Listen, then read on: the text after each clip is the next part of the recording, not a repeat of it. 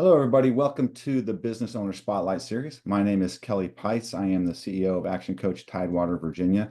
And today I have Bruce Lifka with me. He is the president of the Williamsburg Boat Club. Welcome, Bruce. I really appreciate you taking some time with us today. Thank you, Kelly. I'm looking forward to having a good discussion. To set the stage for the viewers and listeners, please just give us a brief overview of your background, then tell us a little bit about the Williamsburg Boat Club. Sure. So Williamsburg Boat Club is a nonprofit, but my background really traces back through the commercial side. Big Pharma for many, many years, running the consumer side of different businesses, uh, such as Advil, Robitussin, Centrum, both from a U.S. perspective and a global perspective. I'd like to say I graduated from Big Pharma a number of years back and started to work for smaller companies through consulting projects, and then eventually getting involved with the businesses and trying to build them in order for the owners to typically try and exit those businesses after a number of years. I've been retired now officially for about a year, do a little bit of advising on advisory boards for smaller startup companies.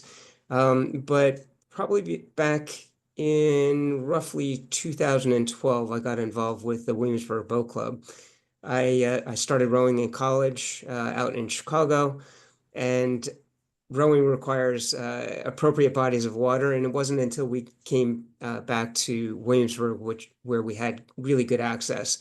I loved rowing back in the day and wanted to get back involved in it from a personal perspective. And the club at that point in time was really going through a large number of growing pains. It was founded in 2004. The youth program was started really just before I got there in 2004, or after I got there in 2014. And there are a number of reasons why it needed to grow to sustain itself. And so eventually I took some of that business experience and tried to utilize that in helping the club out. But our club is about publicizing rowing as a sport, as an activity, uh, even if it's just recreational, but then broadening it so that as many members of the community can know about it and participate in it, because we just think it's the greatest thing since sliced bread, right? So you're currently serving as the president of the organization. So when you look at your role as president, I mean, how many hours are you spending actually working in the business, doing the things to drive the revenue and the donations and all that? And how much are you actually focusing on strategy and working on the business? Yeah, well, that's fair. I do way too much. I guess that's good. It's a really good thing that I decided to retire. Maybe that's what drove me to retirement. Uh, I spend most of my time on the operational side, and I think that's probably true. Even in the bigger companies, unless your job literally is pure strategy, it's pretty hard to not spend most of your time on the operation of any type of organization, whether it's for profit or nonprofit. You basically need all hands on deck in a small organization to get things moving forward and to sustain them. That said, what's the most important hour that I spend? It's going to be the strategy, and making sure that the organization stays on course. It's very, very easy to get caught up in, I would say, tangential activity because you're moving off strategy. Because again, for nonprofits, there are a lot of passions that go Mhm. into it, and passions can lead you far off course of what the organization was built to do and what the membership or the people involved in the organization have decided as a group. So again, I kind of mentioned the adaptive rowing. It clearly is part of our mission, which is to bring an outstanding experience on water to as many people in the community in as affordable a manner as possible. But there's the big pie, which is 90% of the population, be good to them first before you go to the second thing and the third thing. Yeah. And so there are obviously more complexities in bringing adaptive rowing. And so the question is, what's the right time? What's the right effort? So that you don't sacrifice parts of the other mission, the main part of the mission that you're also trying to deliver. Yeah, so you mentioned tangents and things like that, and with nonprofits, you're dealing with a lot of volunteers usually, right? And they all have their passions of what they want things to be. How important is it for the vision and the mission, and for everyone to be aligned with that? Well, I think it's really important in two ways. One is to not get involved in a lot of side projects. And I'm not saying that we don't do that, right? But it clearly is one of the things you need to pull back on and take a look at periodically to say, hey, are we wandering astray? Um, but the other part of this is from a volunteer perspective, everybody has their own skill sets. And they could be really, really good at them, but they don't necessarily align with what the business needs. Moving into what makes your business or your organization so special. I mean, who does it serve? Who's the audience? I mean, if I was out in the audience, how would I know you could be a good fit for me? From a standpoint, well, I mean, we think rowing as a sport is just an outstanding sport. Williamsburg, I would say Williamsburg tends to be a little bit older. We have a lot of people that come here, like myself. I came down well before I retired, but I was getting old. I was more established. This is where we wanted to live, but we have a huge military population down here, and we actually have a much younger population that's starting to grow. And if I look at rowing as a sport, one of the unique aspects for Williamsburg, I did not move to Williamsburg because it was on the water. I didn't even think about it being on the water. And yet, of course, Jamestown is a hop, skip, and jump away. And what happened at Jamestown, people sailed in from, across the ocean. And yeah, there's a lot of water here. So I think having water is a crucial aspect for our community and one of the things that sets Williamsburg apart. So we should be celebrating that, pushing that out to the community, but it also is a fantastic recreational opportunity. Rowing is great for people like myself, very much into sports and activities that beat your body to a pulp. Rowing is great because it's a low impact sport. It's fantastic exercise, low impact that you can do at, you can kind of scale your level and interest. And it's just, I think people haven't been to Williamsburg on the water. It's shocking how pristine it is out here. There's very little development.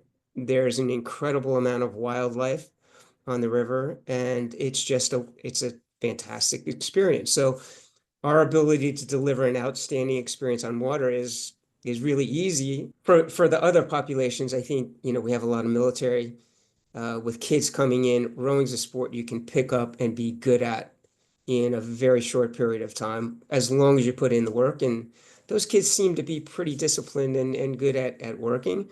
Mhm. And if you're moving from town to town, it's, as you change your base, it's hard, if you're a soccer player. You kind of get established in that community. Rowing, you're going to get embraced. Mhm. And again, rowing is just really good from a discipline perspective, from a fitness perspective, and from I would call a leadership and teamwork perspective. So just there's so many things that it provides to the participant that it's just really good for the community. So what's one thing you wish more people knew about the organization? Probably the most important thing is um, it's not that hard. It is hard. It can be very, very hard, but I think it's very hard if you get very competitive, but it isn't hard to go out and row and experience the sport of rowing. And I would almost relate it to golf. Golf is really hard to be good at, but it's a great sport to go out and have fun. So it's that barrier for entry that I think is is a little bit intimidating for people. And if Yeah. people realize you don't have to be a super athlete, but you can be a super athlete, Right. that Yeah. that would be a great thing to convey. Okay. So, well, this leads me to marketing, which is something that's vital to every organization and business out there, and often an area that most organizations struggle with. So, I'm always curious on what people are doing. What percentage of your budget do you typically invest into your marketing? Nothing, essentially. Well, I mean, we spend some, right? So we spend it, but we do it on different things. Obviously, we believe in social media because it allows us to get the reach to the broader community. And so Facebook, Instagram is really important for us. We also do signs. We put them at stop signs, and people are looking for camps. Mhm. Signs actually work pretty well. Sure, they do. I mean, how many different marketing strategies do you actually use?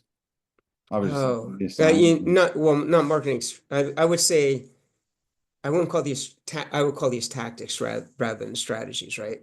Um, we try and get into health clubs, so we have a big visible effort both when we have Learn to Row, again, youth camps or adult camps. We try and get signage up in the gyms around the world and word of mouth, right? So we ask our members to go out and try and recruit other people to say, hey, this is your opportunity to do that. So, what approach have you taken to track leads, and do you use a CRM and to track and reach back out to people that might have tried to connect? So we don't really do an effective job of that. That doesn't mean we shouldn't.